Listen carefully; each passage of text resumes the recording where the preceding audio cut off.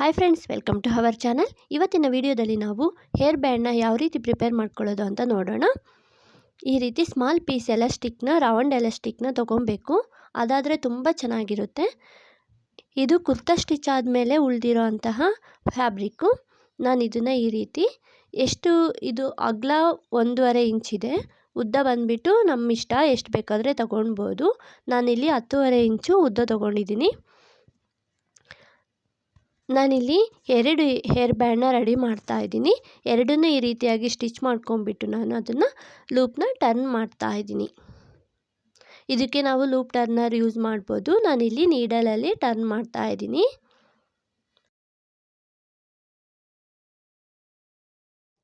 ಈ ರೀತಿಯಾಗಿ ಎರಡನ್ನೂ ಟರ್ನ್ ಮಾಡ್ಕೊಂಡ್ಮೇಲೆ ಇದರಲ್ಲಿ ಎಲಾಸ್ಟಿಕ್ ಹಾಕ್ಬಿಟ್ಟು ಸ್ಟಿಚ್ ಮಾಡ್ಬೋದು.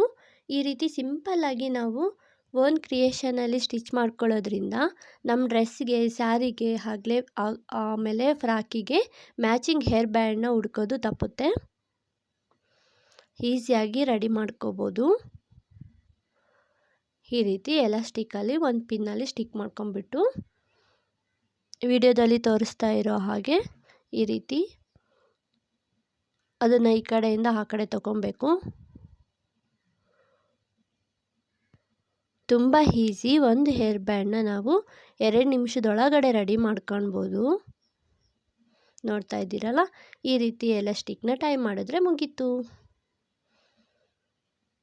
ಆಮೇಲೆ ಆ ಕಡೆ ಈ ಕಡೆ ಒಳಗೆ ಸೇರಿಸ್ಬಿಟ್ಟು ನಾನೊಂದು ಸ್ಟಿಚ್ ಹಾಕ್ತಾ ಇದ್ದೀನಿ. ಮತ್ತು ಅದು ಒಳಗಿಂದ ಬಿಚ್ಕೊಬಾರ್ದು ಅಂತ ಈ ರೀತಿ ಒಂದು ಕಡೆಯಿಂದ ಇನ್ನೊಂದರೊಳಗಡೆ ಸೇರಿಸ್ಬಿಟ್ಟು ನೀಟಾಗಿ ಸ್ಟಿಚ್ ಮಾಡ್ಕೊಬೇಕು. ನನ್ನ ಹತ್ರ ಇದೊಂದು ಪರ್ಲ್ ಚಾರ್ಟ್ ಇದೆ. ನಾನು ಇದರಿಂದ ಡಿಸೈನ್ ಮಾಡ್ತಾ ಇದ್ದೀನಿ. ಇದ್ರ ಬದಲಾಗಿ ನಿಮ್ಮ ಹತ್ರ ಸ್ಟೋನ್ ಇಲ್ಲ ಏನಾದರೂ ಪರ್ಲ್ಸ್ ಏನಾದರೂ ಇದ್ದರೆ ಸ್ಟಿಚ್ ಮಾಡ್ಕೊಳ್ಬೋದು. ನೋಡ್ತಾ ಇದ್ದೀರಲ್ಲ, ಎಷ್ಟು ಸಿಂಪಲ್ ಆಯಿತು.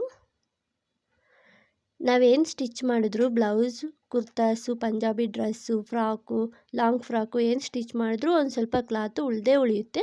ಅದರಿಂದ ಈ ರೀತಿಯಾಗಿ ರೆಡಿ ಮಾಡ್ಕೊಂಡ್ಬಿಟ್ರೆ ತುಂಬ ಯೂಸ್ ಆಗುತ್ತೆ. ಈ ವಿಡಿಯೋ ನಿಮ್ಗೆ ಯೂಸ್ ಆಗಿದ್ದರೆ ದಯವಿಟ್ಟು ಸಬ್ಸ್ಕ್ರೈಬ್ ಮಾಡಿ, ಹಾಗೆ ಒಂದು ಲೈಕ್ ಮಾಡಿ.